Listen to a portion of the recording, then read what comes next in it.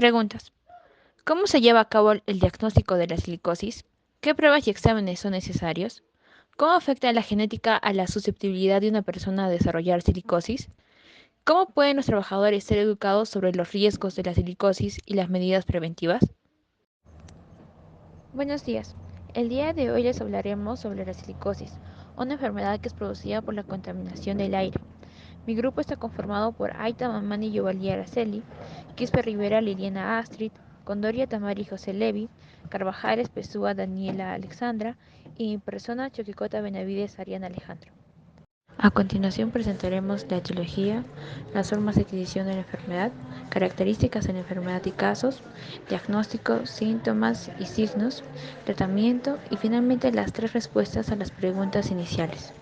Etiología de la silicólisis. La silicólisis es una enfermedad causada por la inhalación de partículas de sílice cristalina. Estas, al ser inhaladas, no pueden ser expulsadas. Al suceder esto, se empieza a depositar y a acumular en los pulmones, lo cual a largo plazo puede traer consecuencias como es la fibrosis pulmonar.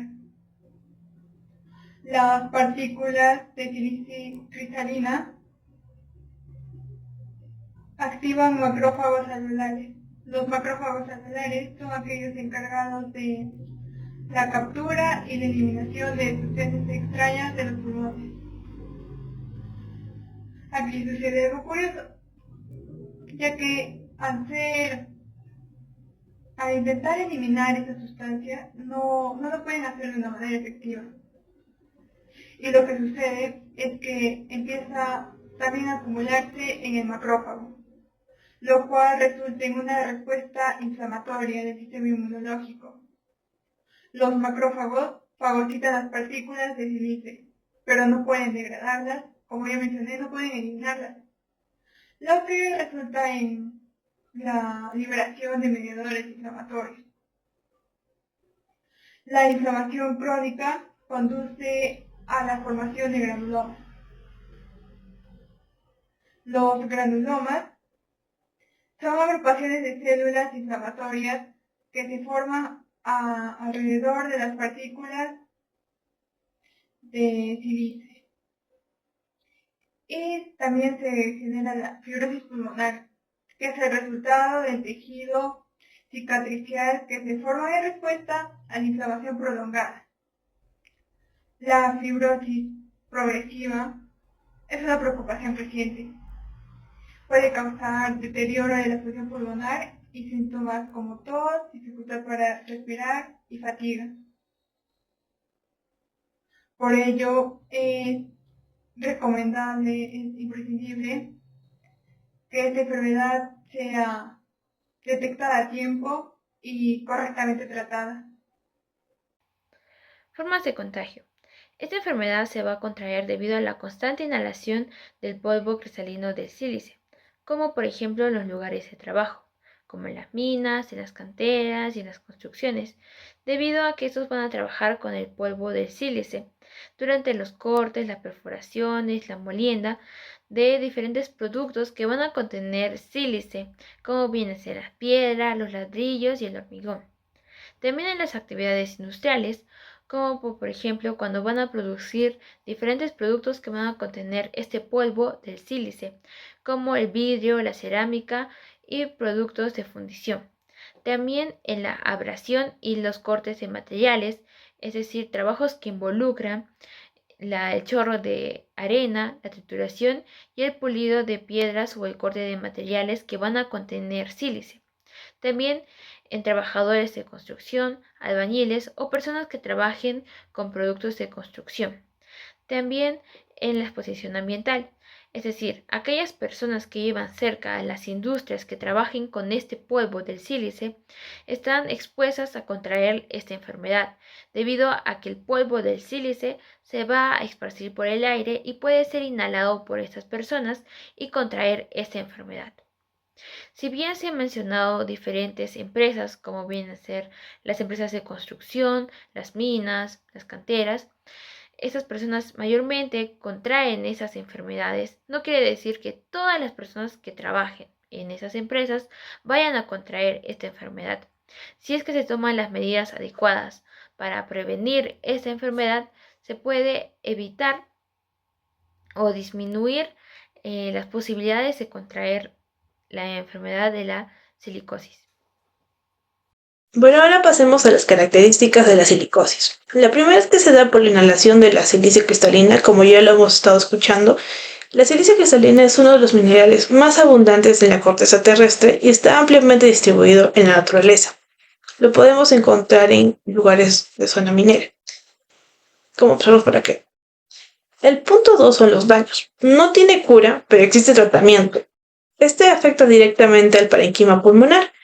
El parenquima pulmonar es donde se produce el intercambio gaseoso y está compuesto por los bronquiolos respiratorios, conductos alveolares y sacos alveolares. El otro punto que vamos a tocar es el tiempo. Por lo general toma al menos 10 años de exposición antes de que se presenten los síntomas. Características según el tipo de silicosis. Silicosis crónica. Es la forma más común de la enfermedad. Se desarrolla lentamente y aparece décadas después de la exposición inicial. Su aparición es lenta. Según las pruebas de función respiratoria, hay una restricción con leve disminución a la difusión del CO2. La silicosis acelerada es la segunda. Es similar a la silicosis crónica, pero se desarrolla más rápidamente en pacientes con altos niveles de exposición. El tiempo de aparición suele ser de 5 a 10 años después de la exposición inicial. Su aparición es brusca y según la prueba de función respiratoria es de rápido deterioro hacia la restricción. La silicosis complicada o en conglomerado es la forma avanzada de la silicosis crónica, que fue la primera, o se caracteriza por masas diseminadas de fibrosis, típicamente en las zonas pulmonares superiores. Tiene un índice lesional de 5 a 10 años, que es parecido al segundo. Su aparición es más lenta. Las pruebas de función respiratoria nos muestran que hay una restricción marcada y disminución en la saturación del oxígeno y la difusión del CO2. Y por último, la silicosis aguda. Es causada por la exposición intensa al polvo de silicio en periodos cortos. El tiempo de aparición se suele dar entre semanas a 2 años después de la exposición inicial. Su aparición es violenta y, según las pruebas de función respiratoria, hay una restricción marcada. Casos de la silicosis. En un estudio epidemiológico realizado a 22 centros mineros en el Perú, analiza la relación entre el tiempo total de exposición al polvo de la silicia y la incidencia de la silicosis en una población de 11.912 trabajadores, de los cuales se obtuvo los siguientes resultados. Un total de silicosis inicial moderada y severa, 23% de trabajadores. También se demostró que la relación entre el tiempo de trabajo y la incidencia de la silicosis está directamente relacionada. A menos de 5 años se encontró un 0,8% con presencia de silicosis. De 5 a 9 años, un 4,5%, y de 10 a 14 años, que viene siendo la mayor cantidad de porcentaje, un 6,1%. De 15 a 19 años, un 4,7%, y de 20 a 24 años 2,7%, y así de 25 a 29 y de 29 a 30. La silicosis está directamente relacionada con el mayor tiempo de exposición del silicio. Signos y síntomas. La silicosis puede ser asintomática, pero la mayoría de pacientes presentan disnea progresiva, es decir, dificultad para respirar y tos. Así también consolidación pulmonar, hipertensión pulmonar e insuficiencia respiratoria, aunque estos tres son más que todo para una enfermedad un poco ya más avanzada. También tenemos a los pacientes que, como ya mencioné, tienen una progresión en la dificultad para respirar, también pérdida de peso y astenia con crepitantes bilaterales difusos. ¿Qué es esto? Astenia es una fatiga intensa. Crepitantes es los sonidos anormales en el pulmón cuando los escuchan con un estetoscopio. Bilaterales quiere decir que es en ambos pulmones y difusos que es en un área amplia del pulmón. Y aunque estos síntomas pueden confundirse con una infección pulmonar, de ahí que sea muy importante el diagnóstico. Diagnóstico. Para el diagnóstico tendríamos que saber si hubo antecedentes de exposición a la sílice, ya sea en el trabajo o en el hogar. También tendríamos que sacar tomografías computarizadas o radiografías del tórax.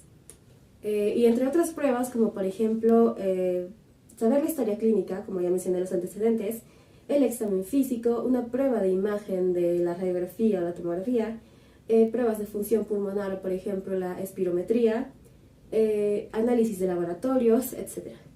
Y también es muy importante saber si es posible la duración exacta de la exposición a la sílice, para saber tomar las medidas correspondientes y saber el curso de los síntomas y poder darle un tratamiento. Para continuar hablando de la silicosis, es importante tocar el punto de tratamiento, que al igual que la neumoconiosis, la silicosis no dispone de un tratamiento efectivo en la actualidad, por lo que la única alternativa es la prevención y el cese de la exposición del agente causante. De todas maneras, esas no terminan siendo maneras efectivas al 100% para evitar la silicosis, ya que la enfermedad puede ir avanzando en reposo desde la exposición. Ahora un listado para manejar un poco más el tratamiento de la silicosis. Primero, alejarse de los centros de exposición del sílice. Este sería el primer paso para controlar la progresión de una posible enfermedad. Segundo, dejar de fumar si es que uno lo hace. Esto se hace con el fin de evitar la exacerbación de los síntomas. Tercero, el uso de medicamentos para el manejo de los síntomas, tales como los broncodilatadores y los corticosteroides, y más. Cuarto, vacunas contra infecciones pulmonares más frecuentes, con el fin de evitar posteriores síntomas mucho más graves o complicaciones. Quinto, en caso haya una hipoxemia, que es el nivel de oxígeno en la sangre, pero en un nivel más bajo de lo normal, se recomienda administrar oxígeno. Sexto, el uso de antibióticos, dada el índice de una posible infección pulmonar. Y el último, que es el trasplante de pulmón. Este es el método más efectivo para retirar el tejido dañado. Lamentablemente es un proceso muy riesgoso y peligroso a corto y a largo plazo, por lo que solo se considera en casos realmente graves. Para seguir hablando también del tratamiento, nos vamos a explayar en el tema de la prevención. Respecto a la prevención, si es que uno en sus actividades, pasatiempos o trabajo está expuesto a mucho riesgo, se recomienda el uso de mascarillas y no fumar. También se puede considerar otro tipo de protección recomendados por la OSHA, como mascarillas para respirar. Para evitar ciertas complicaciones, también se recomienda el uso o la administración de ciertas vacunas contra el neumococo, el COVID y la gripe. Y para terminar, si es que uno ha estado expuesto ante el sílice anteriormente, es propenso a contraer tuberculosis o algún otro tipo de infección por alguna microbacteria. Por eso se recomienda hacer los exámenes correspondientes. Respuestas de las preguntas. 1. ¿Cómo se lleva a cabo el diagnóstico de la silicosis? ¿Qué pruebas y exámenes son necesarios? Su proveedor de atención médica elaborará la historia clínica, le hará preguntas acerca de los trabajos pasados y presentes, los pasatiempos y otras actividades que pueden hacerlo expuesto al sílice. Su proveedor también hará un examen físico. Los exámenes para confirmar el diagnóstico y descartar otras enfermedades similares incluyen radiografías del tórax, tomografía computarizada del tórax, pruebas de la función de los pulmones, pruebas para la tuberculosis, exámenes de sangre para enfermedades del tejido conectivo. ¿Cómo afecta la genética la susceptibilidad de una persona a desarrollar silicosis? La genética puede influir significativamente en la susceptibilidad a la silicosis al afectar cómo el cuerpo responde y se recupera la exposición a partículas de sílice. Sin embargo, es importante notar que la genética es solo una parte del riesgo total y la exposición ambiental, la duración y la intensidad de la exposición, así como otros factores como el tabaquismo y la salud general, también desempeñan roles cruciales. Pregunta 3. ¿Cómo pueden los trabajadores ser educados sobre los riesgos de la silicosis y las medidas preventivas? Educar a los trabajadores sobre los riesgos de la silicosis y las medidas preventivas es crucial para garantizar su salud y seguridad. Aquí tienes algunas estrategias para lograr. Capacitación regular, material educativo, charlas de seguridad, programa de inducción, equipos de protección personal. Esperamos que toda esta información sea de utilidad para muchas personas. Muchas gracias.